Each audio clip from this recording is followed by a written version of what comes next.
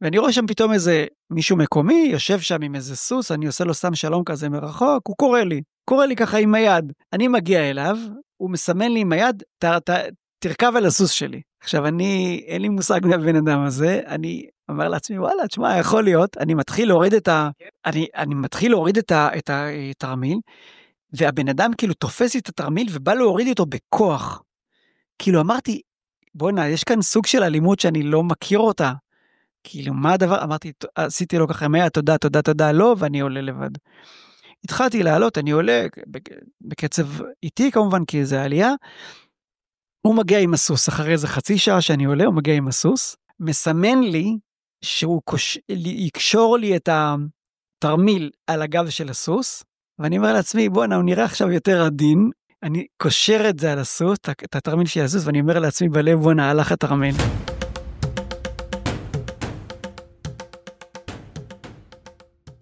ברוכים הבאים למסע. אנחנו בפודקאסט לטייל בקלילות, ואני אריה פישלר, מארח, ומספר לכם על כל מיני דברים שקשורים למסעות. נדבר בעיקר על טרקים ומסעות רגליים רב-יומיים, אבל לא רק. יש עוד חוויות מסע מרתקות מעולמות שונים שתשמעו עליהן, וכמובן, כשיוצאים יש לקחת איתכם ציוד מתאים, וגם בזה נעסוק ונמליץ. אז בואו נתחיל, פרק נוסף. הפודקאסט בשיתוף Plan My Tracks. שירות לייעוץ והתאמת תוכנית אישית לטרק שלכם, וגם חנות לציוד טיולים קל ואיכותי. לפרטים נוספים מוזמנים לבדוק את planmytracks.com.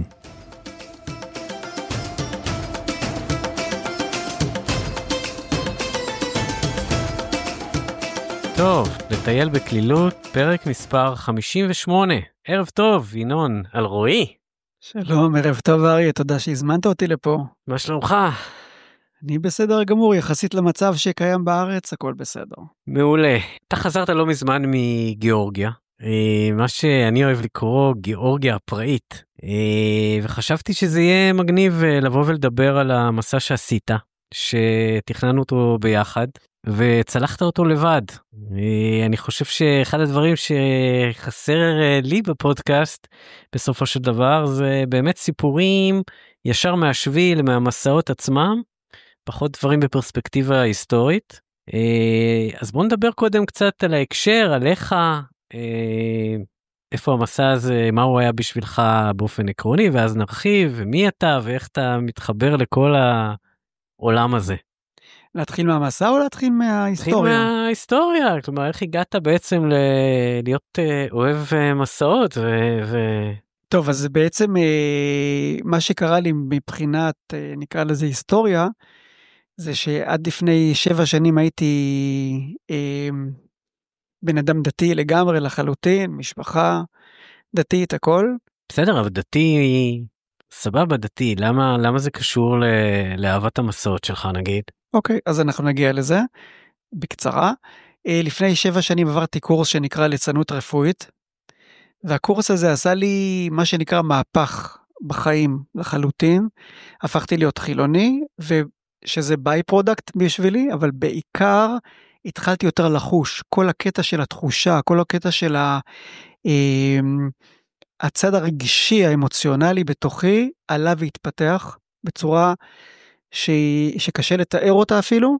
היא הביאה בסופו של דבר לקטע הדתי, אבל למדתי את הליצנות הרפואית, ואחר כך השלמתי את זה בקורס שנקרא פסיכולוגיה חיובית, ובעצם זה גרם לי לסוג של פיצוץ כזה בפנים, לעבור ממקום אחד, ללכת מדרך אחת מאוד מסודרת, מובנית, ברורה, 3 תפילות ביום, הכל קיים, הכל בתוך הריבוע, לפרוץ דרך וללכת בדרך חדשה לחלוטין.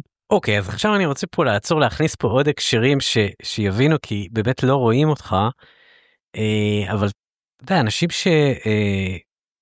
שמתרחקים מהדת, זה משהו שקורה בדרך כלל בגיל מאוד מאוד צעיר, ואתה אומנם צעיר ברוחך, אבל מתקדם למדי בגילך.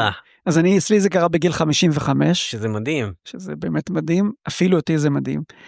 ובעצם כאן התחלתי לעשות דבר שאפשר לסכם אותו, זה בעצם לעשות יותר מאשר לקרוא וללמוד, לחוש את העולם דרך העולם עצמו ולא דרך הספרים.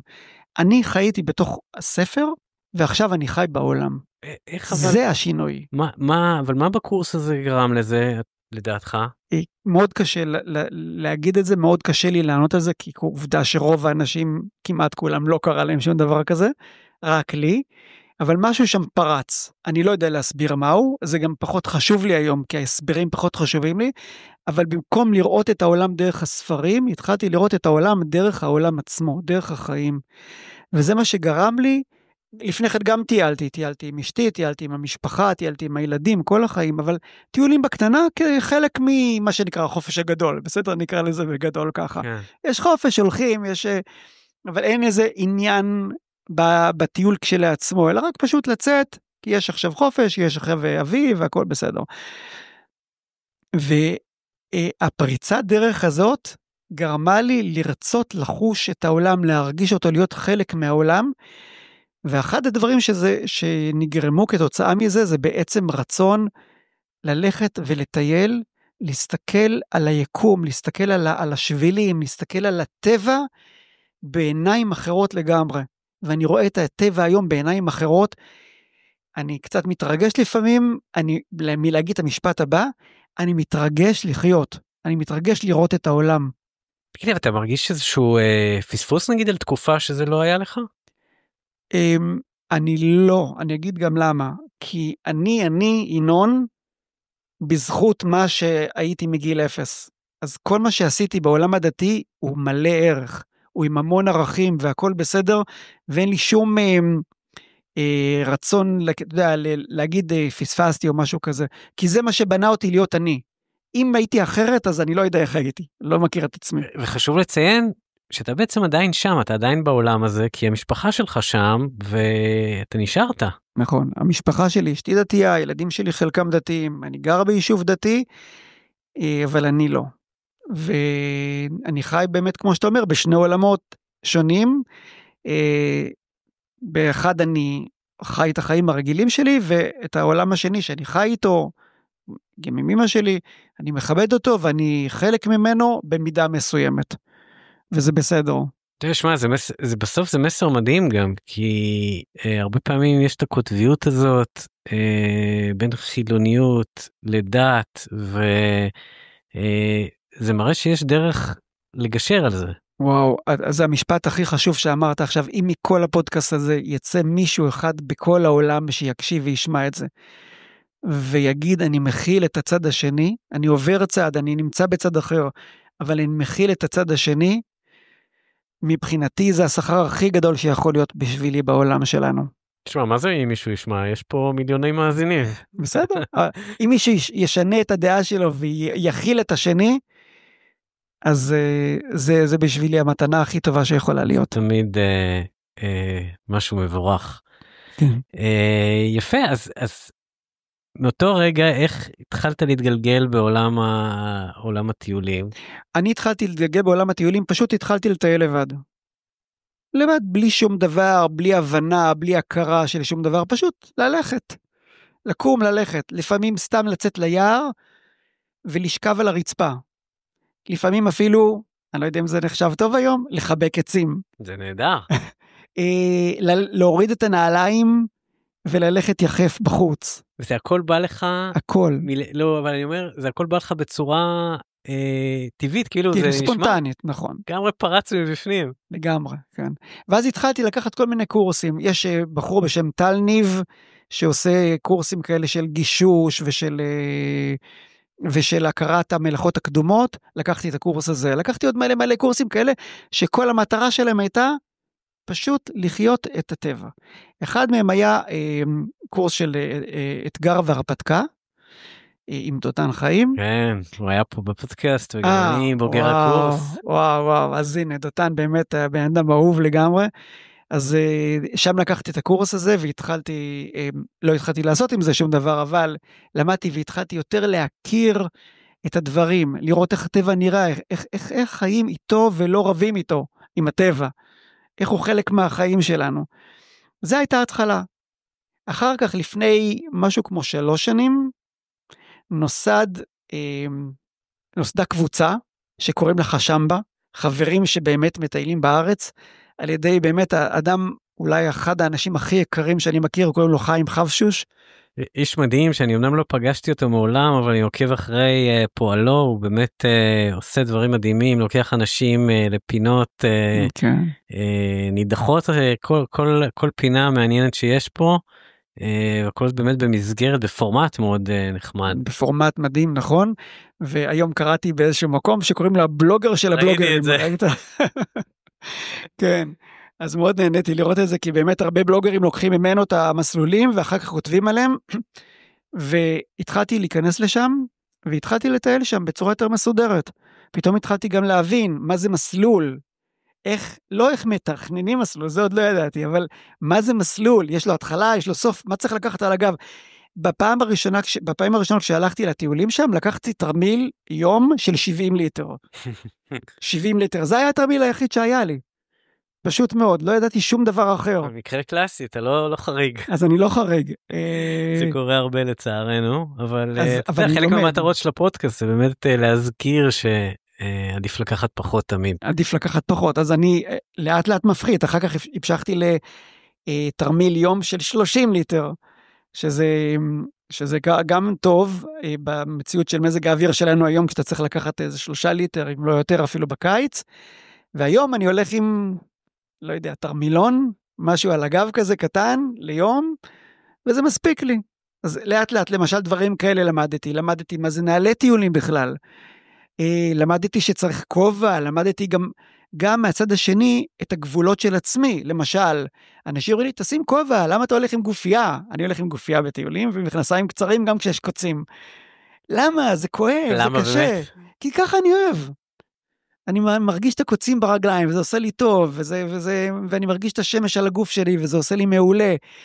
ואני אומר לאנשים, תקשיבו, אני מספיק מנוסה לדעת מה הגבולות שלי, מתי אני צריך לשים את הכובע, כמה מים אני צריך לשתות. ולאט לאט אני מתחיל להכיר את הגוף שלי, אני מתחיל להכיר איך אני מתייחס לטבע, איך הטבע מתייחס אליי, מה זה בכלל להכיל את הטבע. יורד גשם, יש בוץ, בסדר. הלכתי באיזשהו לפני 2-3, בחלק קטע קטן בשביל ישראל, התחיל לרדת גשם זלפות, הנעליים שלהם מכוסים בערך 0.5 מטר בוץ. וזה היה בתקופת הקורונה, סליחה, אני זוכר, זה היה בתקופת הקורונה, כשחזרתי, עליתי על אוטובוס, אז היה 3-4 אנשים מותר לנסוע באוטובוס, והאוטובוס היה עם חלונות פתוחים, וכולי קפוא, והחלונות פתוחים, ואני אומר, וואו, כאילו, זה הטבע, הנה, זה אני משתלב, אנחנו ביחד. זה הייתה פריצת הדרך. בתהליך, זה מין תהליך מואץ כזה שעברת של להיכנס לעולם הזה, ובמהלך הדרך הזאת שהיא מאוד מאוד מהירה, קרו גם דברים שהם מפחידים, או דברים על סף קטסטרופה? קטסטרופה קשה לי לחשוב. בקטנה אפילו. בקטנה. אז בקטנה, כן יכול להגיד שהיה לי בתחילת הדרך פחד גבהים. קשה לי להאמין את זה היום, אבל היה לי פחד גבהים, והיו חלק מסוים שפשוט לא יכולתי ללכת. ויום אחד פתאום אין אותו, לא עשיתי שום עבודה, שום דבר. פתאום אני עולה ואין כלום. איך? אני לא יודע, אין לי שום הסבר לזה, אני צנחתי.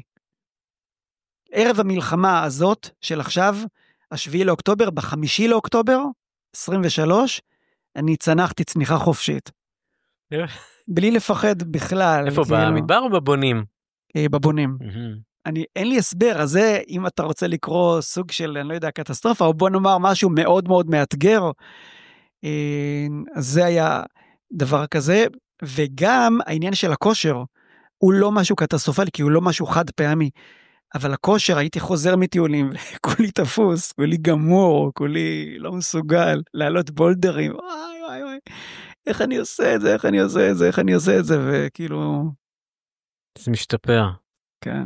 זה מזכיר לי הדבר הזה שאמרת עכשיו על הפחד גבהים שנעלם, זה ממש מזכיר לי את משהו שהיה לי בילדות.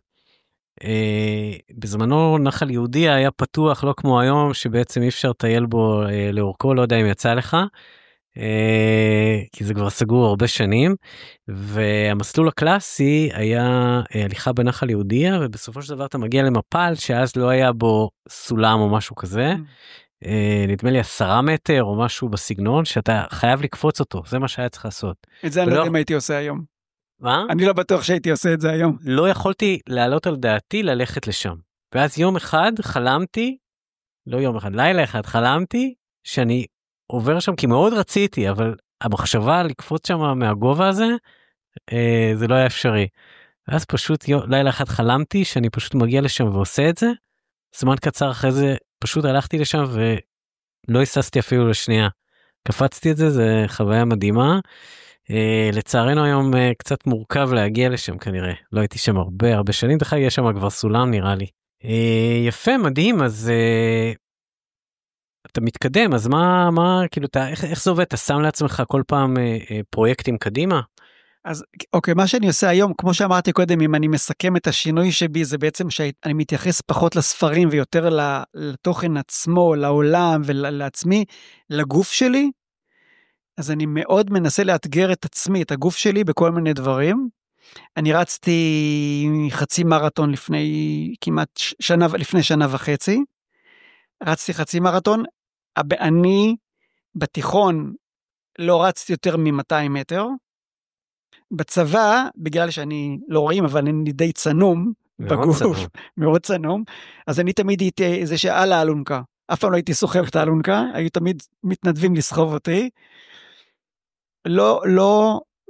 פשוט לא היה לי שום טיפת כושר, והחלטתי שאני נכנס לעולם הזה, והלכתי לחדר כושר, והתחלתי להתאמן, אימונים עם מאמן מרחוק, והגעתי הגעתי ל10 קילומטר, הלכתי לריצה תחרותית, קיבלתי מדליה, כאילו לא גביע, כן, אבל לא על הפודיום, אבל, ואחר כך אמרתי, אוקיי, 10 קילומטר הצלחתי, 21.1 גם אני יכול לעשות את זה, והתאמנתי במשך 3 או 4 חודשים, והגעתי לים המלח, ועשיתי את הדבר הזה, ואני כל כך גאה בעצמי, עד כדי כך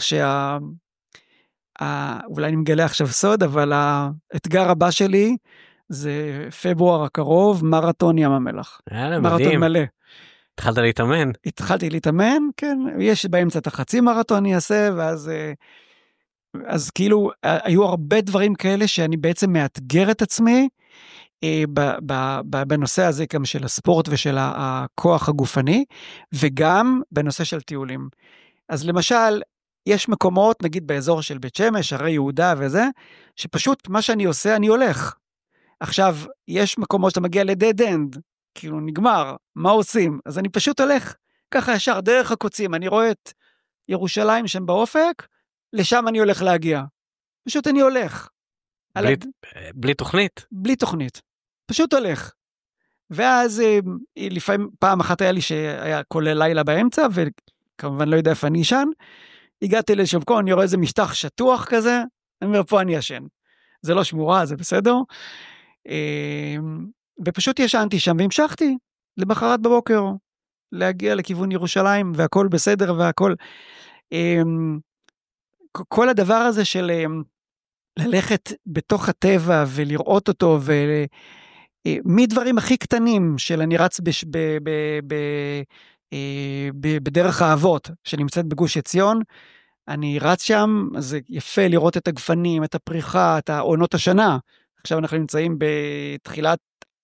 בתחילת הענבים בהרי יהודה.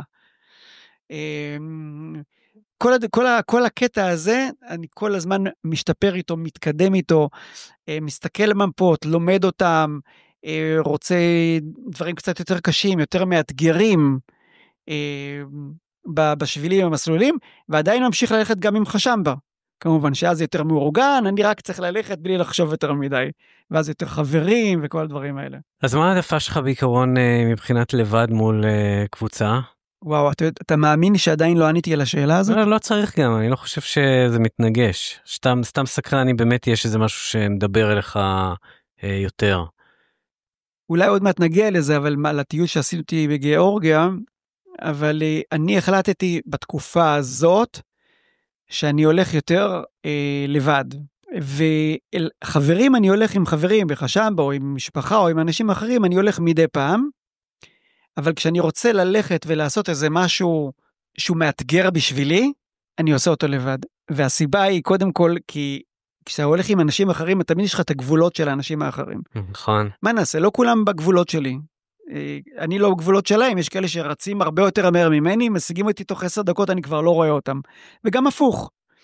אז אני מעדיף, כשאני הולך נגיד לשבילים שאני לא מכיר אותם, או שאני הולך בלי מפה, ואני פשוט רואה את הדרך, אז אני מעדיף לעשות את זה לבד. בגלל שאז, אם אני נתקל באיזה משהו, אני לא צריך להתחיל להסביר לשני, תקשיב, למה אני עשיתי, סליחה, נתקעתי, זה בטעות, לא, שום דבר. זה החוויה שלך? זה החוויה שלי. אתה מקבל החלטות רק עבור עצמך, אתה לא צריך להיות אחראי על אף אחד, זה באמת דבר מדהים, ומאוד מאוד משחרר. כן. עם כל הקושי שזה. נכון, נכון. ואז יום בהיר אחד אתה מדבר איתי, תקשר אליי, אתה אומר לי, אני רוצה לתכנן בגיאורגיה, האמת שאני קצת הכרתי אותך לפני כזה, קצת מפייסבוק, קצת מהמגזין האוט פאנל שכתבנו, ובאמת לא הבנתי איך בן אדם שהוא טייל כל כך מנוסה, למה הוא צריך אותי? למה הוא צריך שאני אתכנן לו בגיאורגיה? ואז הבנתי שזה בעצם המסע הראשון שלך מחוץ לישראל, בפורמט של טרק, פורמט מתגלגל, ולבד. נכון, עכשיו כן עשיתי טרק אחד של מה שנקרא סובב רמון, סובב שמכתש רמון, זה עשיתי אותו ב4 ימים, 130 קילומטר, משהו כזה, לבד, גם לבד, עם כל הקשיים למשל, שיום אחד פתאום לא מצאתי את ההטמנה של המים, וכן. אז מה? איך פתרת את זה? הסתבר לי שהיה לי מספיק מים, אבל עם הרבה דפיקות לב, זאת אומרת, הספיק לי למחרת, ואז זה היה יום וחצי שלא ראיתי אף נפש חיה, אף בן אדם לא ראיתי. חשבתי אולי ג'יפאים שפגשת בדרך. אפס, נדה, כלום, אף בן אדם לא ראיתי. ראיתי איזה מישהו בהתחלה, באמת 100 מטר ראשונים של המסלול, ראיתי מישהו מרחוק, עשיתי כזה שלום, ואז יום וחצי לא ראיתי אף בן אדם, ואז כשלא מצאתי את המים, אני ממש נבהלתי. איך לא מצאת? אבל הסרטון הוא בדרך כלל... הוא ממש, הוא אמור להיות טוב, והכל בסדר, אין לי הסבר, לא מצאתי. לא מצאתי, לא הייתה לי קליטה גם. אני חושב שזה הדבר הכי מלחיץ בהטמנות מים. הכי מלחיץ. אתה לא מוצא מים במדבר, כאילו אתה לא יודע מה לעשות. אז יום למחרת, בחצי יום השני, פתאום אני רואה מרחוק צבעים במדבר, צבעים. ואז הבנתי שאני רואה אנשים, אמרתי, אני לא מת. קודם כל אני לא מת. זה דבר ראשון. גם אם לא אמצא את ההטמנה הבאה, הם ייתנו לי מים. אבל רק אז התחלתי להבין, בכלל לחשוב מה זה ללכת לבד. זה היה כבר לפני יותר משנתיים. וכשבאתי לתכנן את הטיול לגיאורגיה, קודם כל, סתם גיאורגיה, החלטתי בלי שום סיבה, פשוט ראיתי תמונות, נופים יפים וזול. זה הדרך הכי טובה להחליט. תמיד אני אומר את זה.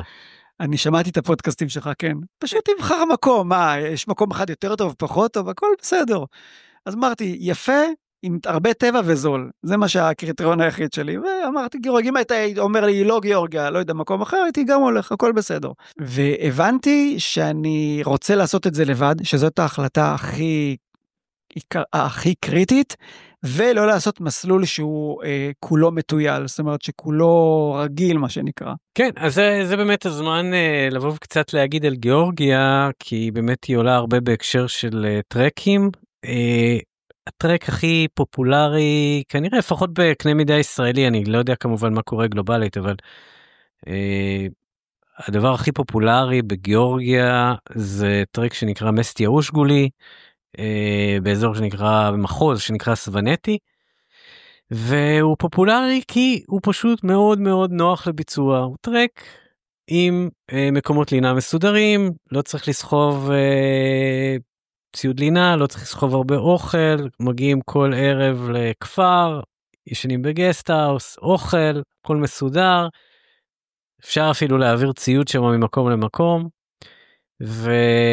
ובעצם גיאורגיה למרות שהיא משתנה עכשיו, ולאט לאט בונים שם כל מיני בקתות תיירים שעוד לא ברור מה הפורמט, שאר גיאורגיה הוא מאוד מאוד פראי, הוא דורש הרבה מאוד לינה בשטח כשעושים טרקים ארוכים, ואתה באת ואמרת אני רוצה לעשות משהו אחר, אותי זה ממש הדליק, כי אני גם יש לי חיבה לגיאורגיה, וגם אני מאוד אוהב את הפורמט הזה של משהו קצת פחות שגרתי. נכון, אתה פחות אהבת את מה שביקשתי, שאני אמרתי שאני רוצה לישון בגסט האוסים. נכון, כי זה בדיוק, זה אמרת לי, מאוד מה זה? מאתגר. כן. היום בפרספקטיבה אתה מבין את הסיטואציה. אני מבין את הסיטואציה, את הקושי, אבל אני עדיין שמח שהחלטתי שרוב הימים אני ישן בגסט האוסים, כי מאוד עניין אותי להיכנס למקומות כאלה ולראות אותם ולהיות חלק במידה מסוימת חלק נקרא לזה מהעם, מי שגר שם. כן, זה מאוד, במידה מאוד מסוימת. כיף. כן, יש בזה משהו מאוד כיף המפגש הזה. ובאמת הלכנו על טרק שהוא כן מאוד פופולרי יחסית בגיאורגיה, הוא נקרא אומלו שטילי, מחבל טושטי לחבסורטי. שטילי נמצאת בחבסורטי, אומלו באזור טושטי, וזה אזור שלמרות שהוא טרק מאוד פופולרי בגיאורגיה, יש עדיין מעט מאוד אנשים שם. מעט מאוד אנשים, היו ימים, חצאי ימים לפחות, שלא ראיתי בן אדם, והיו ימים שראיתי בן אדם מרחוק. והיה את הקטע, המקטע המרכזי, מה שנקרא, כן, שמגיעים לפס, אז כן, היו יותר אנשים, היו 10 אנשים. במקטע הזה שראיתי 2 קבוצות, אחת של 5 אנשים, אחת של 3 אנשים.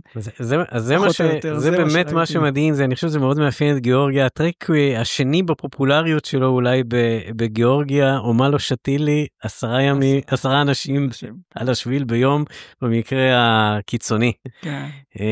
מדהים. אז זה מה שהלכנו עליו, ובאמת היה איזשהו תהליך שהוא גם היה מאוד מאוד יפה. באמת באת קודם כל עם הקטע הזה של חייב לישון במקומות מסודרים, וזה באמת בלתי אפשרי, בטח על הטרק הזה, כי למרות שיש לו כפרים לאורך הדרך, יש בו נקודות מתות.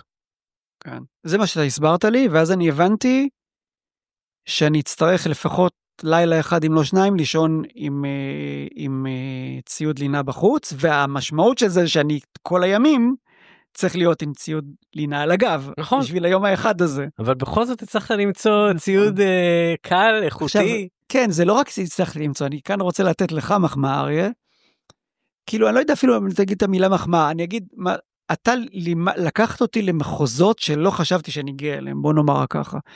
כלומר, אני באתי עם איזשהו קונספט עקרוני. גיאורגיה, טרק, לא רגיל, הרבה עליות וירידות, הרבה טבע, גם אנשים, ולא הבנתי כל כך את המשמעות של זה. ולאט לאט הצלחת להכיר לי קודם כל מה זה מקלות הליכה. אני בארץ לא הולך עם מקלות הליכה בחיים. שמונה, זה ההישג הכי גדול פה בכל הסיפור. זה הישג גדול, גם קניתי מקלות, גם התאמנתי עליהם, לקחתי איזשהו כמה שעות של קורס, של הליכה בטבע עם מקלות הליכה, ואז הגיע הקטע של האולטרלייט, שלפני הרבה שנים ניסיתי להיכנס אליו, וזרקו אותי משם בבושת פנים באתר הפייסבוק של הקהילה, כי העזתי לשאול איזה משהו שהוא היה רחוק מאולטרלייט. כן, אנשים שם בסך הכל נחמדים ומכילים. הם מכילים, כן, עד גבול מסוים, זה בסדר גמור. כי הפעם באתי עם הראש וההבנה של זה, קראתי איזשהו בלוג של, אני לא זוכר מי, שהוא כתב הרבה על האולטרלייט, והוא הסביר את המהות של העניין הזה, את הסיבה של זה, פחות משקל, יותר ימים ללכת, משהו כזה.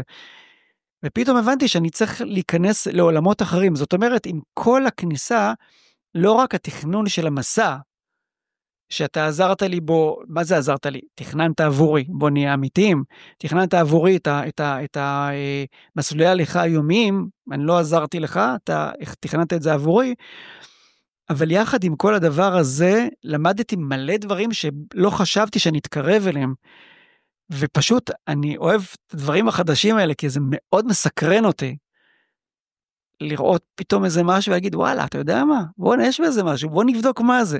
יתאים לי, יתאים לי, לא יתאים לי, לא יתאים לי, בסדר, אבל אני לא אגיד ישר לא. בוא נראה מה זה אולטרלייט. אני חושב שזה הגישה זה בסופו של דבר מה שאני רוצה שאנשים ייקחו מכל הסיפור הזה. אני דרך אגב גם לא מת לי על השימוש במונח אולטרלייט, כי זה ישר לוקח לכל מילה לועזית, וזה ישר נשמע מאוד פלצני.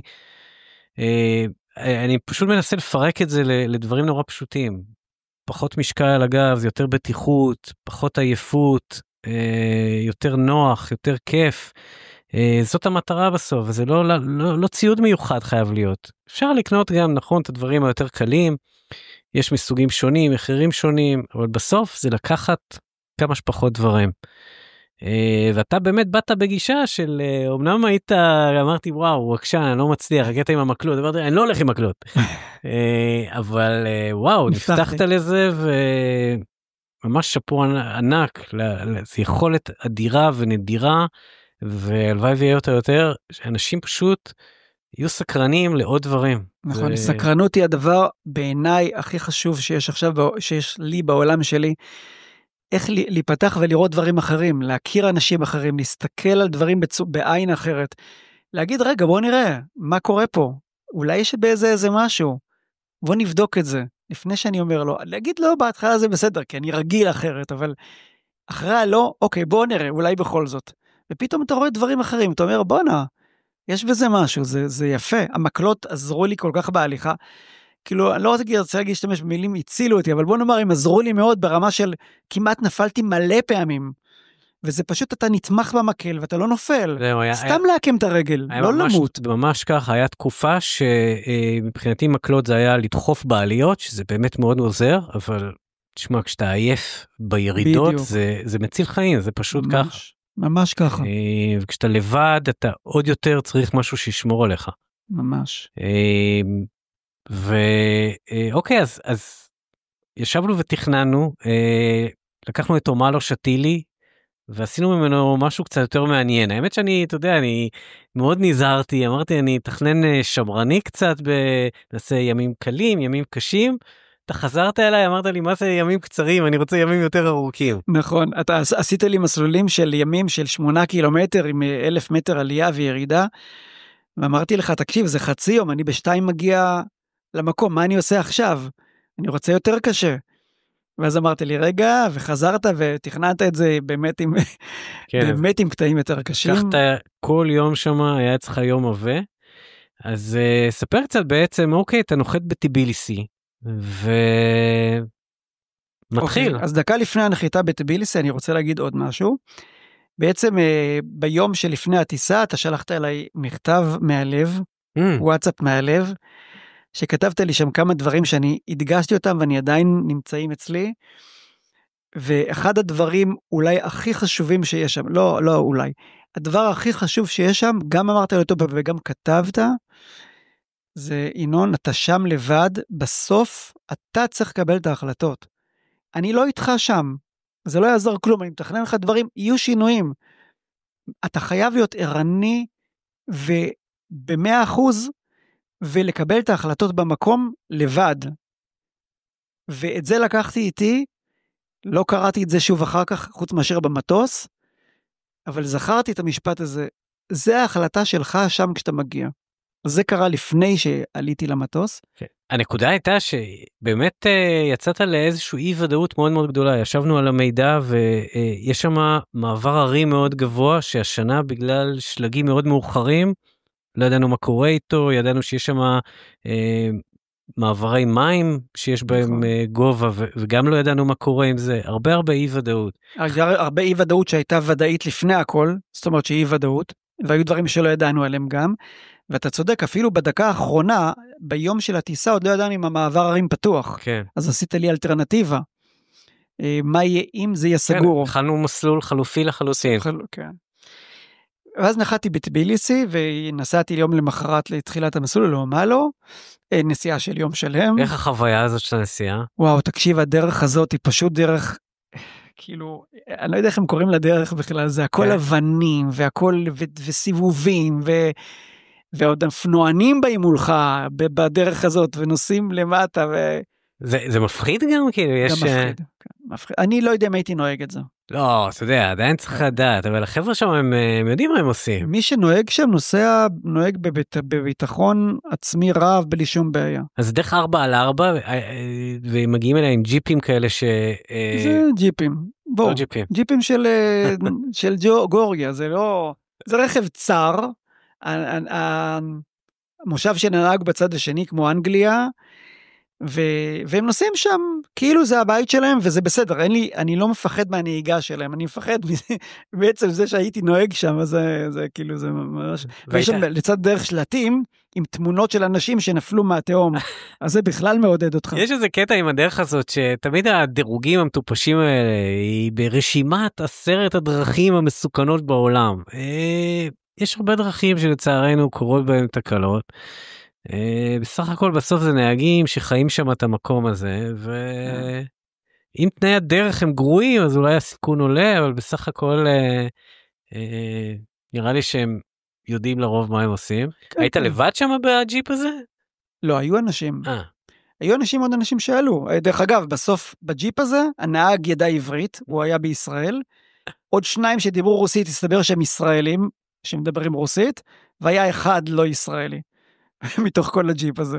לא, 2, סליחה, זוג שלא דיבר עברית, אז בעצם הנהג דיבר איתי בעברית, ואני תרגמתי להם לאנגלית. זה היה מצחיק, בדרך, בנסיעה. נסיעות בכלל הם הדברים שיותר קשים לי, הטיסות, הנסיעות הלוך, הנסיעות חזור, לשבת באוטו סגור, זה הקטעים היותר קשים לי מאשר ההליך, זה קצת... זה מכניס אותך לחוויה, אבל אתה יודע, אתה מתרחק, אתה נוסע בדרך כזאת שוגעת, פראית, אין שם, זה כבר לא כביש, אתה מתחיל להרגיש את הערים מסביב, אתה בטח מסתכל, אני זוכר שנסעתי גם, כי אני לא נסעתי בדרך הזאת, אני נסעתי לשתילי, ואתה מסתכל על הערים, ואתה אומר, וואו, איך אני הולך לטפס את הדברים האלה.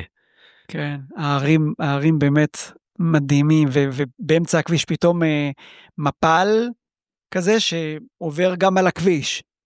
אז הנהג עוצר שם, ואנשים מצטלמים, כאילו אתה לא יודע שעוד יומיים אתה תראה כזה כל 100 מטר. ואתה אומר, וואו, איזה מפל, איזה מדהים, וזה... אבל באמת זה מכניס אותך לאווירה של הנוף, של היופי, של הטבע שיש שם, דרך חלון הזכוכית. כן, וזה מה שיפה בטושטי, שזה חבל ארץ גדול ומכובד, אבל הוא מאוד מאוד לא נגיש, כלומר זאת הדרך היחידה להגיע לשם, וזה סגור רוב השנה או חצי שנה, כן. בגלל שלגים, ובקיץ זה פתאום נפתח ואפשר להגיע. אז אתה מגיע לאומלו, איך אומרים את זה? לא יודע, אומלו, שוב אני מדבר עם נהג שדובר עברית, אז אני כבר לא יודע באיזה שפה הוא דבר איתי. כן, הגעתי לאומלו וישנתי שם, והארוחת ערב טובה, וישנתי דרך אגב בבית של הנהג, כאילו בצימר, בגסטהאוס של הנהג. כן, אז זה כבר היה בסדר, עם כל הבירות שם, והכל היה בסדר. זהו, ולמחרת בבוקר... זה היה המפגש הראשון עם האוכל? כן, זה המפגש הראשון שלי עם האוכל. אז מה קפץ לך, מה אתה אוהב שם?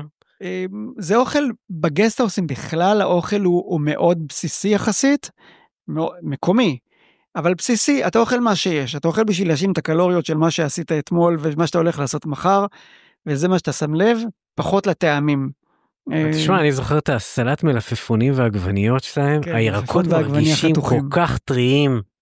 אוקיי, אני פחות רגיש לקטע הזה. וואלה. זה פחות הקטע שלי. בסדר, אני בארץ אוכל מלא סלטים, אז מלפפון ועגבניה פחות מדברים לחיקי, זה בסדר. אבל נתנו בשפע, והכל היה טוב, ובאמת הרגשתי כמו שצריך. וגם היה כיף לשבת במרפסת ולראות מולך סוסים רועים, ואבזים רועים בתוך אומלו. והמגדלים האלה של טושטי, יש שם באומלו איזה מגדל אחד, יש שם איזה מגדל אחד ספציפי. יכול להיות, אני לא זוכר את זה. זה כבר אני לא זוכר. אבל יש איזה, המגדלים האלה מלווים את האזור הזה. כן, כן. הם עוד ילוו אותנו בדרך. כן. קמתי בבוקר, קודם כל ביקשתי מהם להקדים לי את הארוחת בוקר, הם הגישו ב8, אמרתי להם, אני ב7 רוצה לאכול, הם הסכימו תמיד. והתחלתי הצעד הראשון במסע של 1000 מילין, כמו שאומרים. וכבר אז, כאילו על ההתחלה, אתה מבין שאתה צריך להסתדר. כי אתה שואל את האנשים איך הולכים, ואף אחד לא מבין את השאלה שלך. על מה הכוונה איך הולכים? איך מתחילים? איפה מתחיל השביל? אבל יש לך את המסלול בסדר, אתה שואל אותם, אתה יודע, סתם בשביל לפתוח, איפה מתחילים? בתוך היישוב, בתוך הכפר, איפה הולכים? ככה מסביבים לך עם הידיים, ואתה מבין שאתה צריך פשוט ללכת לבד, והכל, התחלה טובה, כמו שאומרים. ואז עשיתי את המסלול של היום הראשון, וכבר בערב הראשון הייתה לי הפתעה. כי במסלול, מה שכתבנו, מה שאתה כתבת לי, זה שאני הולך לישון ורחובני. ברחובני. אז כן, היום הראשון זה באמת יום שהוא לגמרי סוטה מהמסלול הקלאסי של אומלו שתילי. אומלו שתילי עובר בתוך העמק, לא זוכר איך קוראים לנהר שמה, עמק של כפרים, אחד מהם מאוד מפורסם, דארטלו, ופה אמרתי לך, לעלות להר. פה יש שביל מגניב על ההר, יש בו... בוא תעלה 1,000 מטר אם לא אכפת לך. יש ממנו נוף מטורף, זה מה שאני זוכר. כן. אני ירדתי ואתה עלית לשם, ואז אתה מגיע למעבר הרים, ויורד לצד השני, לא לעמק של המסלול הרגיל, לצד השני. וכן, היה אמור להיות שם איזשהו גסטהאוס באיזה כפר נטוש. ואין שם כלום, אין נפש חיה, כאילו, אני בהתחלה הולך בין הבתים וצועק, הלו, הלו, הלו, יש פה מישהו. ואני רואה שהעשבים כבר מגיעים לגובה בן אדם, ואני מבין אין לי איפה לישון הלילה. לילה הראשון, הפתעה. ואני שואל את עצמי מה אני הולך לעשות. אגב, אתה יודע, זה גם חלק מהקטע שיש לך את האוהל, יש לך את לפחות לישון, אני לא יודע מה עם אוכל, אבל... אין לי אוכל. לשינה יש לך פתרונות. נכון, אבל אין לי אוכל. ואז אני נתקל בנהר, ואני רואה שאני רואה ממול כפר, אבל אני לא יכול להגיע אליו. הנהר היה זרם רציני. סוער וגדול וענק, אתה לא יודע אפילו מה, אין לך שמץ מושג אם הוא בעומק של 20 סנטימטר או בעומק של 2 מטר. וזה כבר החלטה ראשונה, ואני אזכר מה שכתבת לי, ינון, אתה שם לבד, אתה צריך להחליט. תפתח את העיניים ותסתכל איפה אתה חי. ואני פותח את העיניים, ואני מסתכל בעיניים קודם כל, ואז במפה, ואני מזהה בצד שמאל שלי, לא משנה, אני מזהה כפר, ואני אומר, אוקיי, בוא נלך לשם, כי הוא בצד הנכון של הנהר, לא צריך לחצות, ובוא נראה מה יש שם. וכאילו, קודם כל אני שם לב לעצמי שאין לי פחד. כאילו, אני חושש, את הנהר אני לא עובר, כי אני יודע שזה מסוכן. אז זה קודם כל. כן. דבר שני, אני יודע שאני רוצה ללכת לשם, כי אני רוצה לנסות, אבל אין לי פחד שאומר... אולי גם שם נטוש. כן, אולי, אז נראה. אבל אין את הפחד הזה שעוצר אותך ואומר לך, וואו, למה הגעת לפה? מה עשית? איך אתה מעז? וכל... זה לא עלה בכלל. עכשיו, כשאני אומר את המשפטים האלה, זה פעם ראשונה שאני אומר את המשפטים האלה. זאת אומרת, זה לא עלה לי אפילו. הלכתי לשם, הגעתי לשם, היה שם גסטהאוס. אחד? אחד. והיו עוד אורחים בגסטהאוס? היו עוד אורחים. אני חושב שהכפר הזה נגיש מהצד השני עם רכבים. יכול להיות. כן. אני לא יודע. אין לי את כל התמונה. אבל היו שם אולי עוד 2-3 אנשים. זה הכל מה שהיה. אבל היה לי מקום לישון. מקום לישון, ארוחת ערב, ארוחת בוקר, הכל כמו שאני רוצה. וזה היה גם לא באותו מסלול שהייתי צריך לעשות אותו, אבל הייתי צריך לחזור. ידעתי לאיפה אני צריך לחזור. וזה שוב, עוד פעם, להשתמש במפה ולהסתכל ולהבין לאיפה אתה צריך לחזור, איפה אתה צריך ללכת ואיך אתה צריך להגיע. אז כל הדברים האלה שמה שנקרא קבלת החלטות, שהיא חייב להיות רק במקום, אתה לא יכול לתכנן שום דבר כזה מראש, אז, ושזה נובע מהמקום של תשומת לב של 100%. אני פה, רק אני פה. זה לא משנה אף אחד, לפעמים קצת בלב, קצת קיללתי אותך, אבל זה היה רק בלב. אבל אני יודע שאני פה, וזו החלטה שלי להגיע לפה. אין מה לעשות, יש הרבה אי ודאות, תמיד יש אי ודאות, צריך לקבל קצת את האי ודאות הזאת, אבל יש לנו את המשפט הזה של הקסם הזה, שדברים מסתדרים.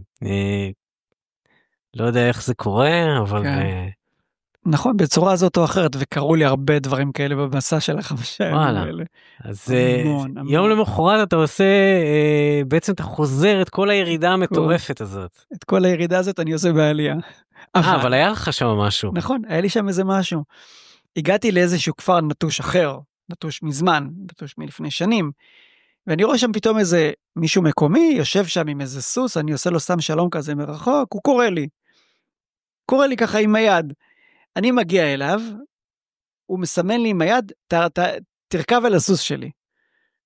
עכשיו אין לי מושג מהבן אדם הזה, אני אומר לעצמי, וואלה, תשמע, יכול להיות, אני מתחיל להוריד בטח ייקח ממני כסף. אני מתחיל להוריד את התרמיל, והבן אדם כאילו תופס את התרמיל ובא להוריד אותו בכוח. אופה. כאילו אמרתי, בוא'נה, יש כאן סוג של אלימות שאני לא מכיר אותה. כאילו, מה הדבר? אמרתי, עשיתי לו ככה, מאה, תודה, תודה, תודה, לא, ואני עולה לבד. התחלתי לעלות, אני עולה בקצב איטי כמובן, כי זה עלייה. הוא מגיע עם הסוס, אחרי איזה חצי שעה שאני עולה, הוא מגיע עם הסוס. מסמן לי שהוא יקשור לי את התרמיל על הגב של הסוס. ואני אומר לעצמי, בוא'נה, הוא נראה עכשיו יותר עדין. אני קושר את זה על הסוס, את התרמיל של הסוס, ואני אומר לעצמי בלב, בוא'נה, הלך התרמיל. בוא'נה, אני לא הייתי עושה את זה בחיים. בטוח הוא לוקח לי, הוא בורח. הוא בורח. והוא בא לעלות על הסוס. ופתאום, תשמע, זה לא יומן, מה שאני הולך לספר לך. הוא יורד מהסוס, והוא אומר לי, תעלה אתה על הסוס. לי. התיק שלי קשור מאחורה, אני יושב על הסוס, והוא הולך לפניי, כדי להראות לי את הדרך. באיזה קטע של העלייה זה היה? וואי, איך אני אגיד לך את זה? לא, כאילו למטה יחסית, לא, באמצע? לא, באמצע, יש שם כפר נטוש, שהוא באמצע ההר, אחריו. פשוט הבן אדם, עכשיו חלק מהדרך הוא פשוט רץ לפני הסוס. כאילו, אתה יודע, הסיפור של מגילת אסתר כזה, כאילו, אבל לא בקטע הרחס וחלילה, הבן אדם מתוק, והוא רץ לפני הסוס, והוא מתעייף, כמו לא יודע מה, הוא עוצר לעשן סיגריה. כאילו, ואז הוא ממשיך. ולפני שהוא עלה לי הסוס, אז הוא מסמן לי בידיים את התנועה הזה, אני לא לוקח ממך כסף. לא לוקח? אתה בטוח שהוא לא סימן לך, אני לוקח? הוא סימן כסף, והוא סימן לא. אמיתי. הגעתי, ואז הוא עוצר באיזשהו מקום, אחרי שהלכנו כברת דרך, שאני מוריד אותה מהקילומטרים שלי, לא שאני יודע כמה קילומטרים הלכתי, אבל... ואז הוא מסמן לי, כאילו ברוסית אני יודע שיה זה אני ותי זה אתה, כן? זה הדבר הכי שאני יודע, אז הוא מסמן לי יה, אני לשם, תי, אתה, כאילו הוא מסמן עליי, לצד השני. אז רגע, אז לאן הוא הלך? לכיוון שבאת ממנו ביום הקודם? לא, הוא הלך כאילו בראש ההר, כן. הוא הלך שמאלה ואני ימינה. מה? כן. וואלה. כן, פשוט הוא הלך לראות את העדר סוסים שלו. כן. מסתבר, אם הבנתי אותו נכון, את שפת הידיים שלו, שהבן אדם הזה יש לו מלא נכסים, הוא לא צריך את התרמיל שלי, כנראה, יש לו סוסים וכבשים, ואני לא יודע מה. הוא פשוט מסתובב בין העדרים שלו. הוא מהשירי טושטי. כנראה. יכול להיות. ירדתי מהסוס, התחבקנו, נתן לי נשיקה, נתתי לו נשיקה, יש לי תמונה שלו איתי מחייך, כמו לא יודע מה. הוא עשה איתי סרטון אפילו, הסביר בשפה המקומית, בגיאורגית, שאני תייר, אני יודע, רק הבנתי, היה טוריסט. זהו שהוא כאילו נותן לי את אני לא יודע בדיוק מה הוא אמר. אז זה בדיוק מפגשים שאתה נפגש איתם רק בלי לתכנן שום דבר, ואתה עושה דברים מהלב, כאילו גם הפעם הראשונה שלא הלכתי איתו, אני לא מצטער על זה, הוא היה נראה לי אלים. הפעם השנייה, הוא נראה לי בסדר, אני יודע, יכול להיות שהבחירה שלי לא הייתה נכונה, יכול להיות שהייתי עכשיו בא בלי עתיק, לא יודע, בלי דרכון, לא יודע מה יכול לקרות. יפה, אז ירדת מהצד השני. ירדתי מהצד השני. בעצם אתה חוזר פה למסלול של אומלו שטילי, הרגיל נקרא לזה. מה זה עד הכפר איזה? הייתי צריך להגיע לכפר דרטלו. כן. זה מה שהיה אמור להיות. אני מסתכל על המפה, ואני רואה, יש חצייה של הנהר, אני צריך לרדת עד למטה, עד הנהר, שזה ירידה מאוד יפה וארוכה, ואני צריך ללכת ימינה, ולחצות את הנהר, ככה מסומן על המפה. אני יורד למטה, פונה ימינה, מחפש את החצייה של הנהר, ואין חצייה של הנהר. לא קיים. במפה קיים, במציאות אין אותה. המשכתי ללכת קצת בשביל לראות, אולי אני מפספס, 100 מטר, 200 מטר, אני ממשיך לראות. אין חצייה של הנהר. כן, יש שם קטע, תחיל, אני לא בטוח שבאמת שמתי לב לקטע הזה, יש לי נטייה לפספס מעברים, אני פשוט מעביר קווים על נהרות, אז מודה, זה קורה לי. ההנחה שלי תמיד שדברים שאפשר לעבור. בגיאורגיה יש באמת תופעה שגשרים הולכים, כאילו בחורף המפלס עולה, זה הורס גשרים, ולבנות גשרים חדשים, הם לא עושים את זה כל כך מהר. אז כנראה, אבל אני מעריך שזה לא גשר שנפל, כנראה יש יותר סימון שאתה סימנת פשוט מעבר הנהר, כן. כי זה היה נראה ישר מדי, אתה יודע. לגמרי. אז דקה לפני כן, דרך אגב, כשאני יורד מההר, אני שומע יריות מהכביש. עכשיו, אתה יודע, זה מחזיר אותך למלחמה שאתה נמצא בה. עכשיו היריות בהתחלה, שיריות כמו של אקדח, ואחר כך יריות של רובה אוטומטי. עכשיו אין לי מושג מה הדבר הזה, עכשיו בדמיון הכל עולה, זאת אומרת, מה קורה כאן, גנגסטרים, מישהו הורג מישהו, ואני עד פלישה לזה. רוסית. כן, אני עד לזה, ואז יהרגו אותי, ואני לא יודע, ואחרי כמה דקות אני רואה שתי מכוניות באות מהצד השני, ופתאום מפסיקות היריות.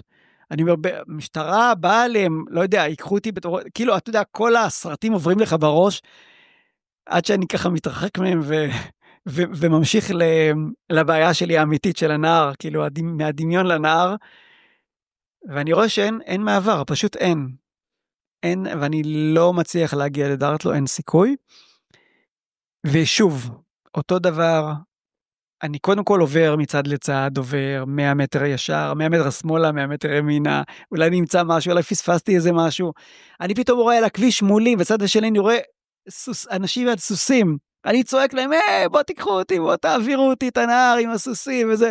הם מסמנים לי בוא אחרינו. אני יודע מה זה בוא אחרינו, מה אני אעשה? הם לא מוכנים לעבור אליי. ושוב, אותו דבר, אחרי שאתה אומר לעצמך, מה אני עושה? מה אני עושה? אני שוב נושם כזה, ואני מסתכל על המפה הפעם, ואני רואה שבצד שמאל, בצד מנוגד למה שהייתי צריך ללכת, יש גשר. במרחק של משהו כמו חצי שעה הליכה, יש גשר, אני חוזר את כל הדרך שהלכתי, וממשיך עוד איזה חצי שעה הליכה, ואכן יש גשר. גשר, אני חוצה את הנהר, ואני רואה שהגעתי למקום שנקרא פרסמה. שוב אני מסתכל על המפה, ואני באמת כאילו מתפעל מעצמי, למרות שאנשים רגילים יכולים להגיד, וואלה, מה הוא מדבר? זה שטויות. אני אומר לעצמי, אוקיי, אם אני הולך לדארטלו, אני בעצם הולך על כביש. כביש ממש מקומי. אספלט. לא, אספלט, אבל בוא נאמר כבוש. דרך עפר, כן. דרך עפר, כבושה, בדיוק.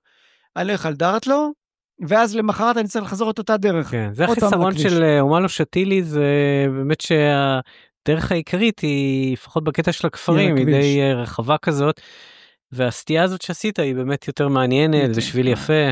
אז החלטתי שאני לא עושה את זה, והתייעסתי איתך דרך אגב, באותו זמן בוואטסאפ, ומה שאני עושה זה נשאר לישון שם, ובעצם כאן התקבלה סוג של החלטה, שאחר כך אני אדע אותה, שאני מקצר את כל הטיול שלי ביום, במקום 6 ימים יהיו 5 ימים. ויש שם גם איזה מקום כפר גדול?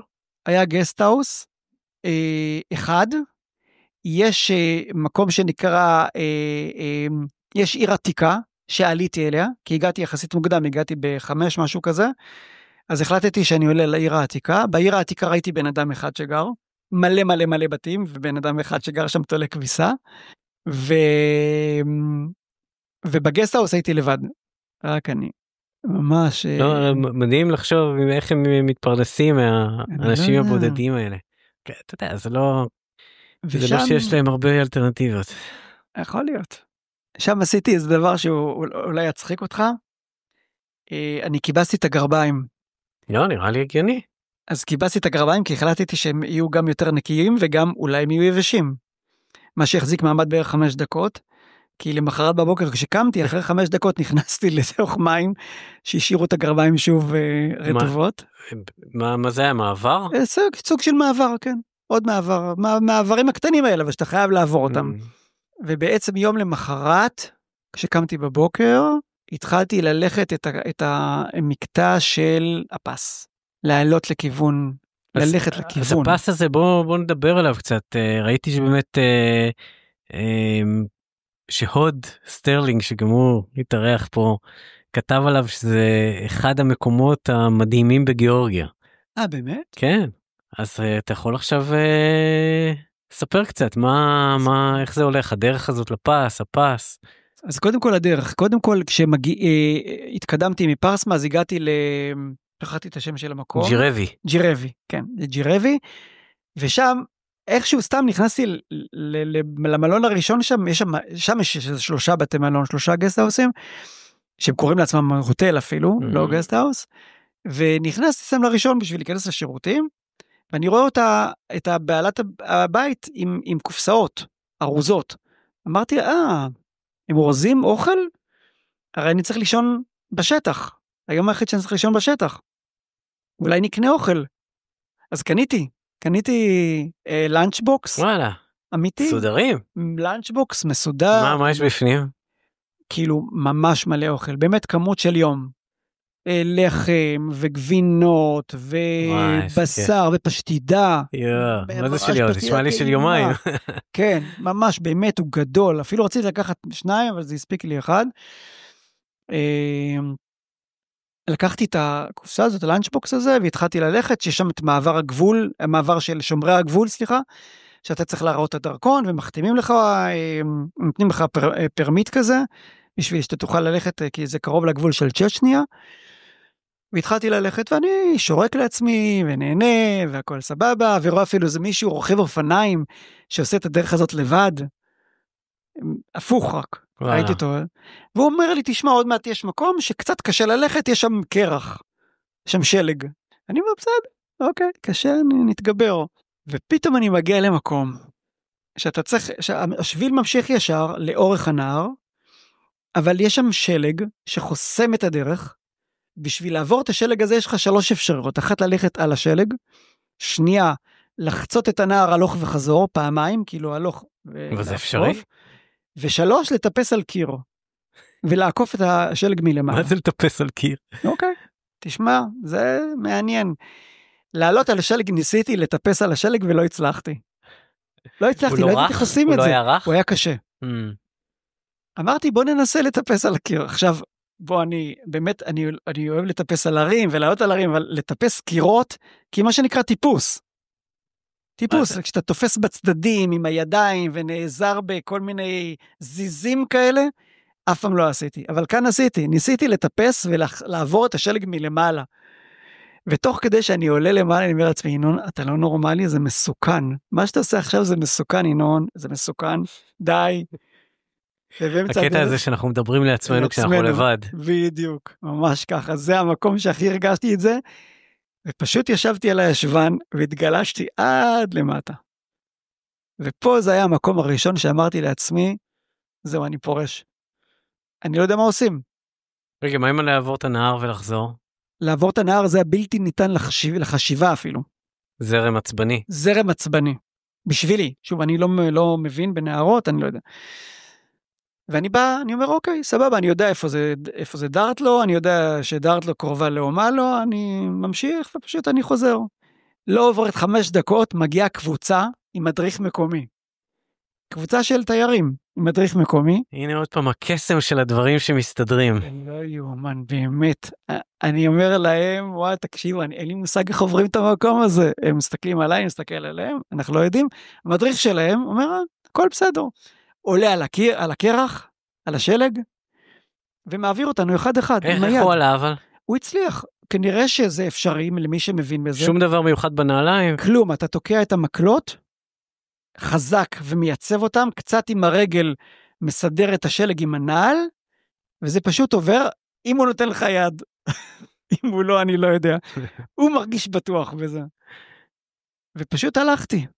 עשיתי את הדבר הזה, המשכתי ואמרתי יופי, עברתי מחסום מספר 1, קדימה, נלך. אני עוזב אותם, אני ממשיך ללכת, ואנחנו מגיעים לאיזשהו מקום שבו יש, כמו שאמרת קודם, התחילו לבנות שם גסטהאוס, שכנראה שנה הבאה יהיה מוכן ויצטרכו לשלם ולקנות ארוחות, אבל עכשיו כרגע הוא בתהליך בנייה, ואני אומר לעצמי, לפי המפה, אני צריך עוד להמשיך הלאה, לחצות את הנהר, ולעלות לנקודה שממנה יש איזשהו סוג של רצפה כזאת, שבה אפשר לעשות קמפ כזה, שאתה ישן בו.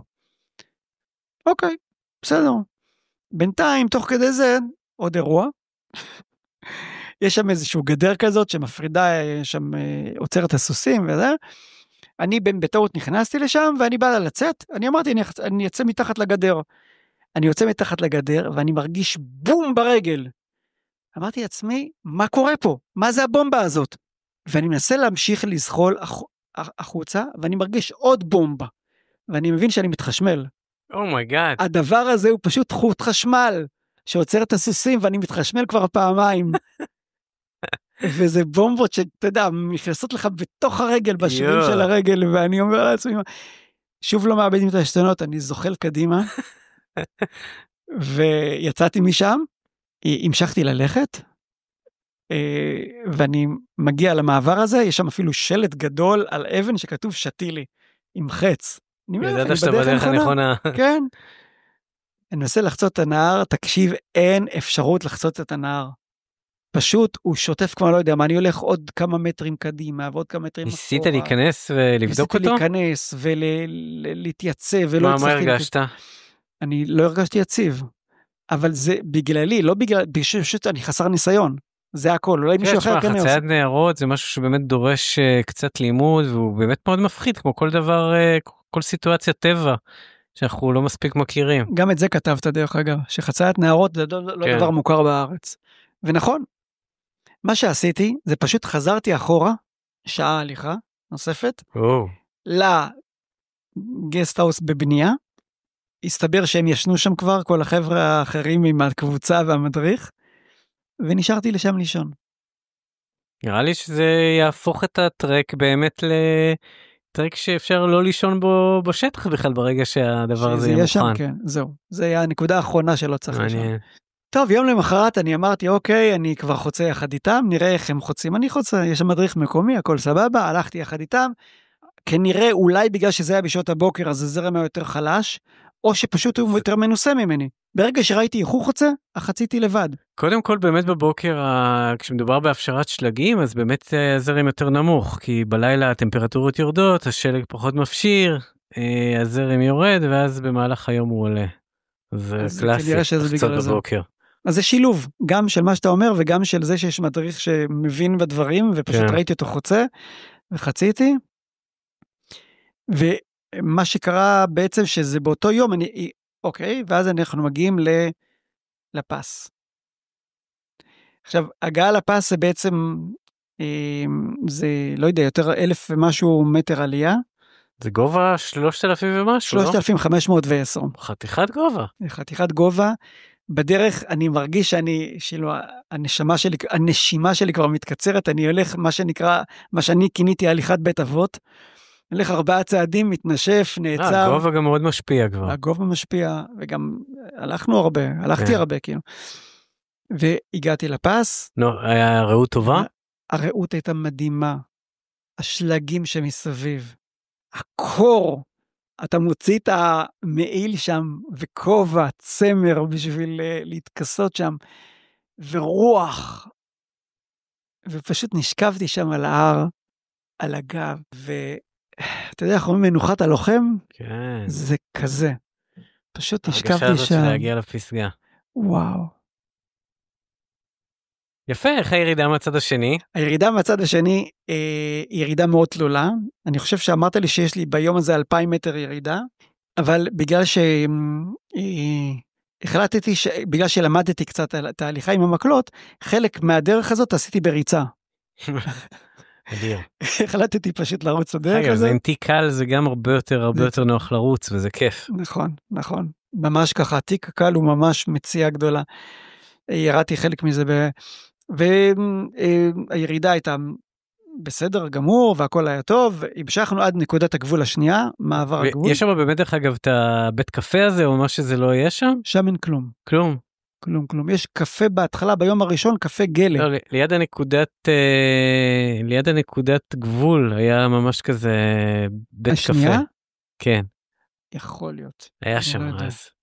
יכול להיות. הגענו לנקודת הגבול השנייה, בעצם כל הקבוצה, 2 הקבוצות שראיתי אותם בדרך, גם אלה שעזרו לי וגם האחרים, נשארו לישון שם.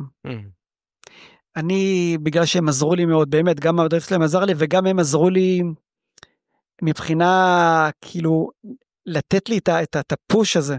אז ביקשתי מהם חיבוק בסוף, עשינו חיבוק קבוצתי. איזה יופי. מאיפה הם היו דרך אגב? מגרמניה, אוסטרליה,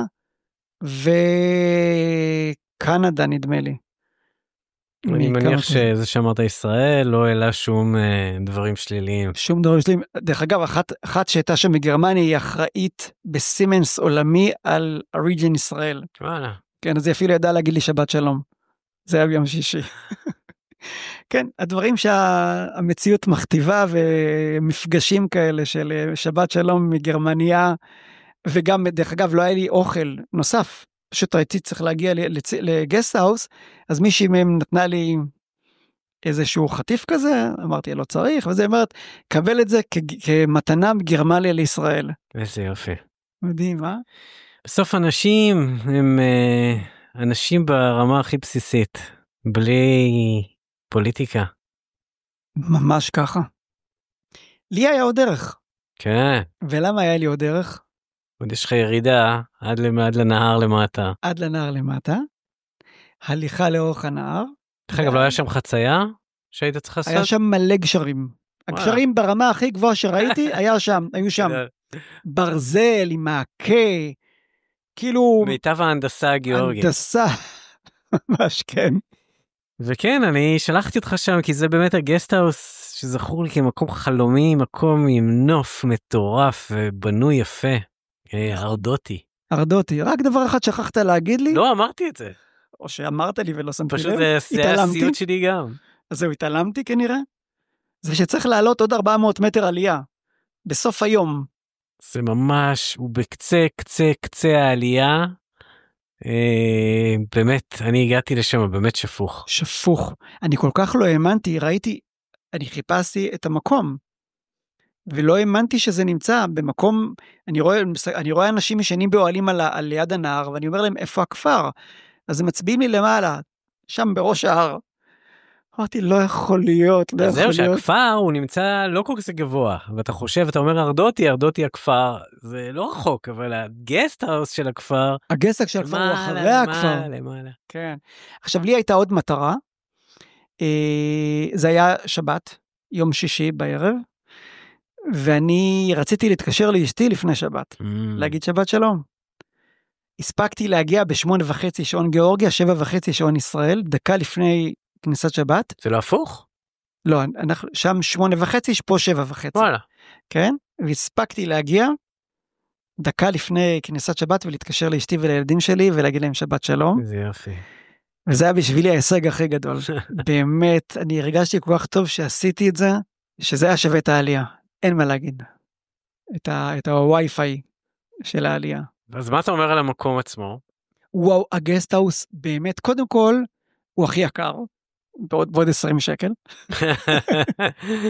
כן, אבל הכי יקר. והאוכל שם ממש ברמה אחרת. כן. והמיטות והחדרים ברמה, זה בעצם כמו צימרים שאנחנו מכירים מארץ, כאילו ברמה כזאת, לא ברמה של גסטהאוסים שאתה מגיע אליהם ואין שם. כן, הוא בנוי יפה ויושב יפה על הנוף. הוא יפה, הוא יוצא להר והנוף, והחדרים שם יפים ומסודרים, ובאמת הכל, וגם האוכל ממש טוב, וזה היה ממש כאילו, מבחינה הזאת הנקודה הכי טובה, מבחינת הגסטהאוס שהיו בכלל בכל הטיול הזה.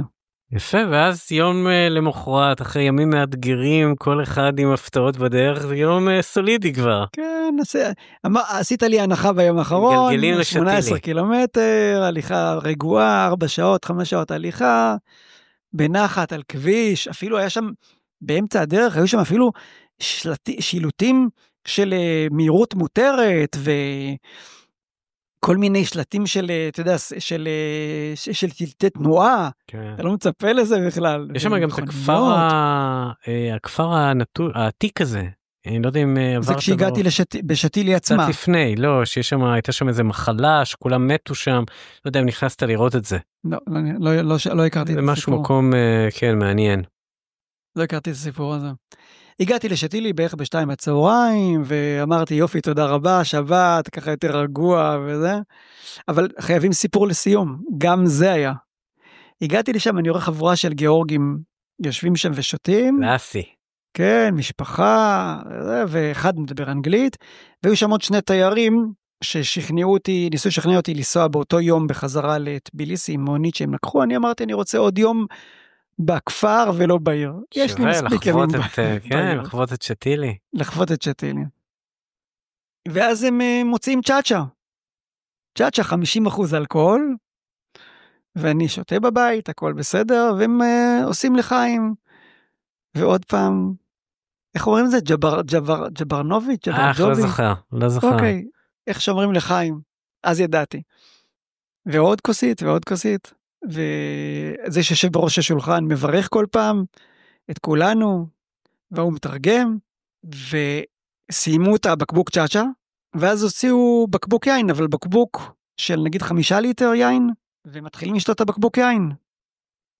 ופתאום אני כאילו מאבד את עצמי לחלוטין. אין ינון, עיקתי שם בצד. אחר כך אני מוצא את עצמי פתאום בחדר שלי במיטה, ואני לא יודע איך הגעתי לשם. וואי. יום למחרת שאלתי, ואמרה לי הבחורה שם שעובדת, היא אומרת, סבא שלי לקח אותך למיטה.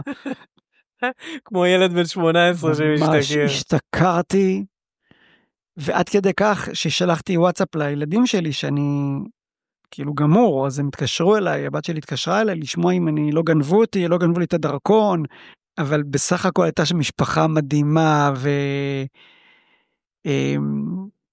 וגם גסטהאוס יפה וטוב וחמוד קבלת האורחים הגיאורגית. קבלת אורחים. אגב, אני בודק פה תוך כדי. איך אומרים לחיים בטח?